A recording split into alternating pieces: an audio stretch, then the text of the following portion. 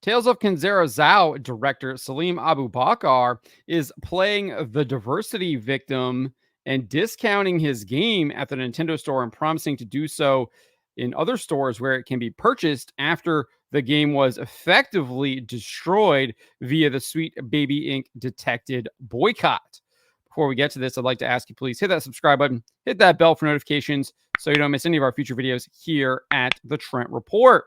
I wrote this up over at thatparkplace.com. And he posted this little over 5-minute video to X, which we're not going to necessarily watch, but I transcribed everything that he said. So we're going to go over that and break it down here. But before we do that, just want to point out that this game was indeed added to the Sweet Baby Inc. detected Steam curator list after Sweet Baby Inc. announced in its January newsletter that it worked on the game. This is what Sweet Baby Inc. wrote in the newsletter. Our friends at Surgent Studios dropped the trailer for their upcoming action-adventure platformer, Tales of Kenzera ZAU. We had the utmost pleasure of working with Abubakar Salim and the Surgent team on this poignant story, which has been heavily inspired and influenced by Bantu mythology. We know you're going to love it as much as we do. In Tales of Kenzera ZAU, join ZAU as he journeys through the world of Kenzera to get his Baba back, joined by an unlikely companion, the God of Death. Not only did Sweet Baby Inc. announce they worked on the game, but Abubakar Salim was a partner with the founders of Sweet Baby Inc., David Bedard and Kim Belair, alongside Sweet Baby Inc. employee and Suicide Squad Kill the Justice League writer Amy Lee Shaw, in a company named Bebe Sucre Ltd, or Sweet Baby in French. You can see he had 25 shares in the company, where Belair had 38 and David Bedard had 37. He was also the director. He did indeed resign in March, or on March 12, after being appointed on April 27, 2023. So you can see here, termination of appointment of Abubakar Salim as director on March 12, 2024. That was at the height of the Sweet Baby Inc. backlash after they tried to cancel Cabrutus Rambo and get his Steam curator list shut down. So just that is context that Abubakar Salim does not provide in his video whatsoever, doesn't address it at all. And he goes on to basically, in my opinion, he lies by omission by not including this and tries to gaslight everyone on why his game is absolutely failing. And it is failing because we can see here, this is courtesy of SteamDB. It released to Steam on April 23rd and it peaked with concurrent players only hitting 287. By the end of May, the game's peak concurrent was at 19. That was like just the day before he posted this video, which was on May 31st. It has jumped up to 35 as the peak concurrent. Obviously, people were indeed going and buying this game after he made his little spiel here on X. That at least is my assumption. We do have some estimations from SteamDB. They cite VG Insights, Play Tracker, Gamealytic. VG Insights says that it's sold around 11.8 thousand. Gamealytics says 12,000, and Play Tracker says just shy of 15,000 at 14.9. So with the game's player base dwindling, Salim took to X at the end of May to announce a discount for the game. It's now selling for $14.99 on the Nintendo store, and he promises that he's trying to get it reduced in other locations. It is not reduced on Steam since I wrote this article and last I checked. But he does paint himself as a victim. This is what he says. This is how he begins the video. So I don't want to address this, but we're here now. Look, since the beginning of my career, there's always been someone who has made me feel like I didn't deserve the opportunity I got. From Assassin's Creed to Raised by Wolves, I've had to ignore people saying that it wasn't the work that got me the opportunities. No, it was simply because I'm black. Look, I've turned the other cheek and just kept doing my thing. Even when people were saying the only reason why he's been cast as father in Raised by Wolves is because the character is a service model. Look, some of these comments, a few of them you can just brush off. But when it's a constant barrage of them, it's exhausting. So let's address all of this stuff first. So I don't know whether or not he got hired because of his skin color or whether he's actually talented or whatnot. I don't know who did the hiring. But what we do know is that these companies that did indeed hire him have DEI policies in place where they literally have racial quotas. Ubisoft has a hiring document that reveals it has an employee resource group called BEAU, Black Employees at Ubisoft, that, quote, promotes the advancement of Black employees at Ubisoft. There is no such group for white employees listed. It does have groups for Asian Pacific Islanders, Latinos, and individuals from the Middle East and North Africa. It also has groups for individuals leading disordered sexual lifestyles. The document also declares this: inclusion has been the starting point for the deployment of our actions beyond recruiting diverse talent. So there you go. They do indeed have quotas. They specifically target diverse talent. And we know diverse means non-white. That's what that word means. So they clearly do indeed hire people based on skin tone. That's what they're saying. We want to create an environment in which everyone can thrive. We are continually working to improve our HR policies and strengthen an inclusive corporate culture where diversity is celebrated, aka non-white is celebrated. Like, that's literally in a hiring document that you can find available on Ubisoft's website. So maybe they're just telling you the truth. The document also says this: Ubisoft takes a proactive role in creating a diverse, inclusive, healthy, and safe working and gaming environment for its employees and gamers. Like, it says it takes a proactive role in creating this. So they are actively, tells me that they do indeed have racial quotas for hiring. Now, whether or not he was part of that, I don't know. But the company, Ubisoft, does. They have this. That's a fact. It's right here. This commitment has given rise to all the programs, partnerships, and mechanisms that make up our diversity and inclusion policy today. I mean, here's a screenshot of it. I mean, I've got the link here. I'll put the link to the article in the description below, as I always do, so you can check it out yourself. If we looked at Raised by Wolves, that was an HBO Max series that aired from 2020 to 2022. Warner Brothers Discovery, the parent company of HBO and HBO Max, their chief global DEI officer, Asif Sadiq, has made it clear that he actively works to remove opponents of DEI initiatives from the company. This is what he said during an appearance on an Aspen Institute webinar. Even beyond leaders, there's always those few people who will never change. You'll never convince them. You can try up until the end of eternity, and it will still not happen. That's me. You'll never convince me that this stuff is good and true, because it's not. It's divisive, it's evil, and it leads to destruction and division. It's not good. We waste so much energy doing that sometimes as individuals, whether you're in a leadership position or in a team and so on. Focus on the ones who want to change, because that way you start changing culture. And if you change culture, often those people who don't come around will start saying this place isn't the way it used to be, and they'll leave themselves, which is great. So he's actively changing the culture of the company in order to remove opponents of D&I from the company. My guess is Warner Brothers also has racial quotas. All of these major companies do. Disney is well documented. Reimagine Tomorrow, Amazon Studios, it's all well documented. You know, HBO Max has. If you have a guy here literally saying he's actively trying to change the company's culture in order for people to resign from the company because they're opposed to this stuff, you know that it's in their policies. So again, this is part of this business's practices. So him saying that people are telling him this, that's because it's what's in the actual business that hired you. They're the ones saying that they do this. So it's possible that they did indeed hire you because of these policies that they have.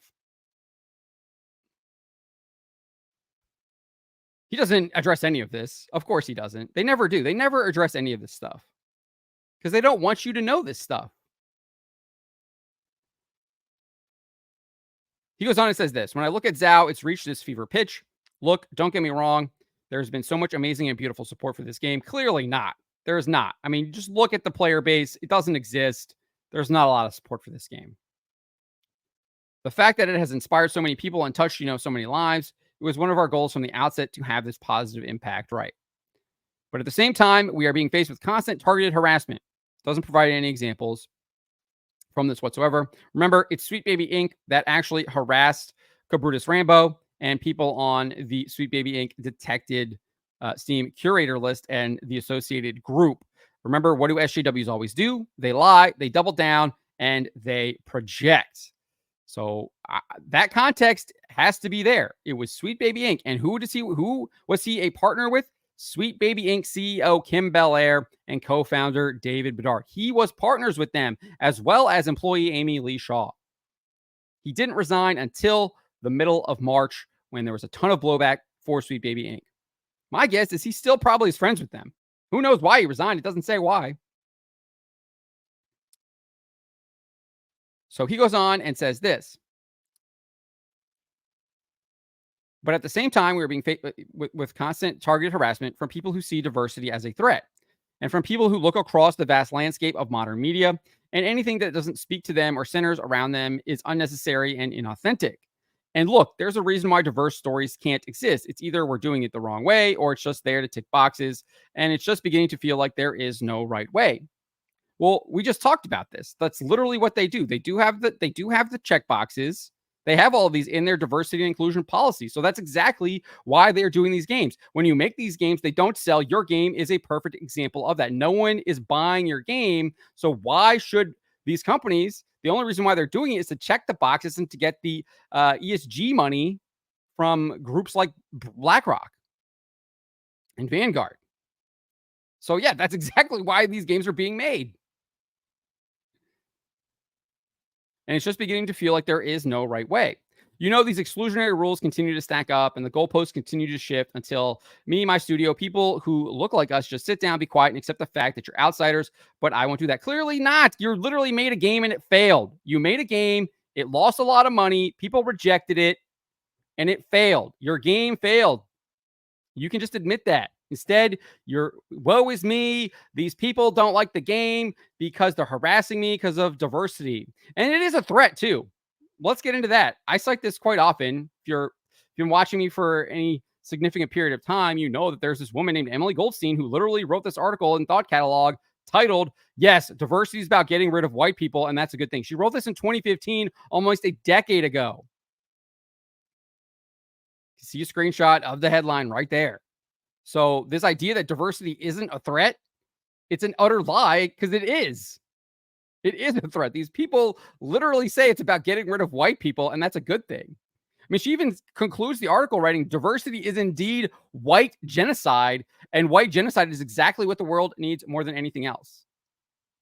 So when you're telling us that it's about killing us, why would we not believe you? And then you're trying to say it's not a threat? No. It's not how it works. The gaslighting does not work here. He goes on and says this. "So look, if there are people who aren't like you in a game, I want you to know that game is still for you. If the characters are a different race or a different gender or a different, ideology or a different perspective, that doesn't mean the game is not for you. It can still be for you. It's an opportunity to live in rich new worlds, to explore different perspectives, to explore different cultures, and all the while, you're playing a decent game. These games are opportunities to experience something different, something new. You just need to be open to it." This claim is true. I actually believe him here.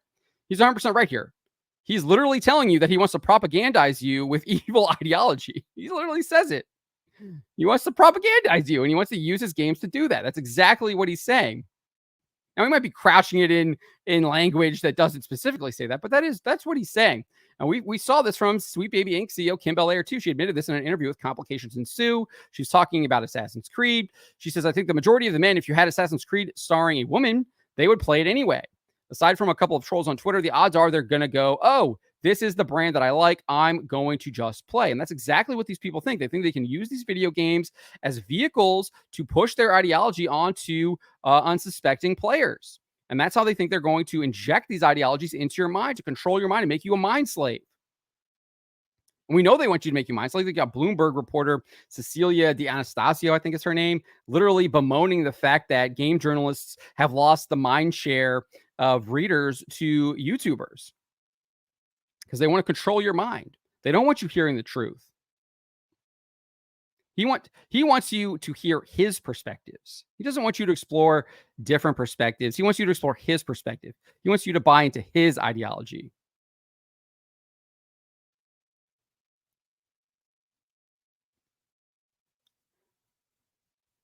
And we don't need to be open to these ideas. We should not be open to different ideas, especially if they're Satanism, sexual degeneracy, communism, or any number of evil ideologies. We should not be exposing ourselves to this stuff. We should reject them. We shouldn't let that stuff taint our minds, taint our souls. Absolutely not. We should say no.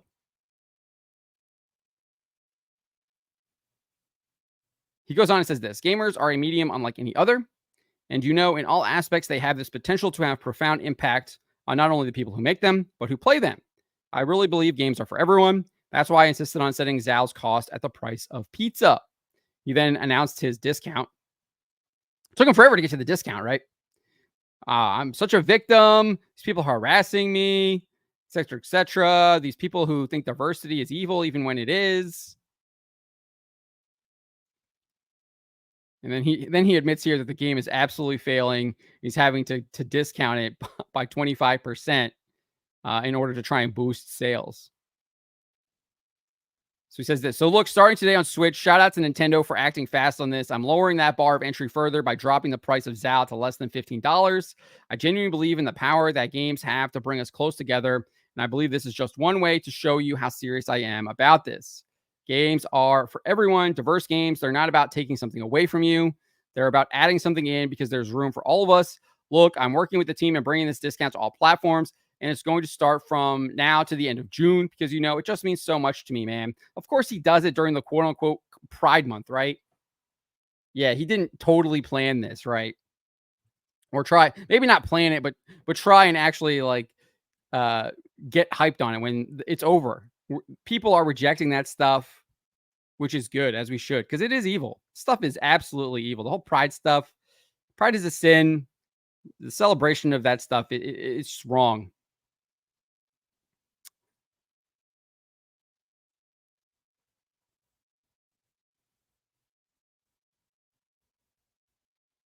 And as far as this claim here, diverse games are not about taking something away. Well, we know that's not true. Kim Belair has even said that. She said that in her like 2019 game developers conference. The video game developer, unnamed, we don't know who they are, had pitched a character as a Frenchman. That looks like it's stereotypical Frenchman. She says like, no, don't want that. That's not good enough. They need to be a person of color, she said, and we need to change that. So these people are. It is about taking something away because it's about anti-white for the most part. It's exactly what it is. Remember, this guy was a founding partner with Kim Belair and David Bedard in a company called Sucre Bebe, Sweet Baby, in the United Kingdom. So this is how he concludes. He says, and look, let me just take this opportunity as well to actually speak to the developers out there that have actually dedicated themselves to making games that speak to different audiences and tell personal stories that uplift the marginalized and underrepresented. You know, your work is so important today. And you know, whether you realize it or not, you're actually setting an example for the next generation of developers, of creators, of artists. Just take that in. Keep doing what you're doing. Thank you. So again, it's all about the propaganda. He wants to make this so this is all you know. And this is how people of the future only do this. Is let the past die, kill it if you have to. It's the whole Lucasfilm Star Wars slogan that they use. It's exactly what he wants to do. He doesn't want people to know anything else other than this. And that's what he wants to push. This guy lies by omission. He's completely spinning a narrative that he's a victim. He doesn't note anything about how his game was totally influenced by Sweet Baby Inc. He hired them to work on the game. He doesn't mention any of the fact that he was a founding partner of a company called Sweet Baby in French with Sweet Baby Inc.'s CEO Kim Belair and co-founder David Bedard. And he's just lamenting that he's a victim. And he's not. His game was tainted by Sweet Baby Inc., and it paid the price. And it's a warning for all of the video game developers out there. How many lessons do they have to learn? It looks like they're going to have to keep learning them over and over and over again because they aren't learning. And they're going to go bankrupt, as we have seen, or they're going to get shut down. We've seen it time and time again. Look at Volition, Saints Row, absolute failure. Company doesn't exist anymore. Look at Luminous, Forspoken, disaster. Company does not exist anymore. That's what happens. Suicide Squad killed the Justice League. Over $200 million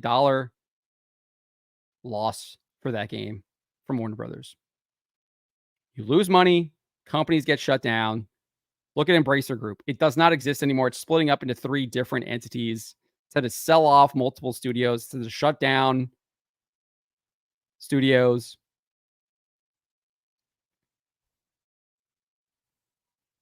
That's what happens when you do this stuff. You embrace this stuff. People reject it. They know that it's wrong, and they're not interested in the propaganda. They're not interested in being lectured. And they're not interested. They're especially not interested in people gaslighting them and trying to claim that they're the victims when they are the aggressors. So good luck with your game, Abubakar Salim. I hope that it continues to not sell and continues to be a financial failure. Those are my thoughts on this. Let me know what you guys make of this. Let me know in the comments below. Remember to always be charitable, especially to each other, but to always speak the truth.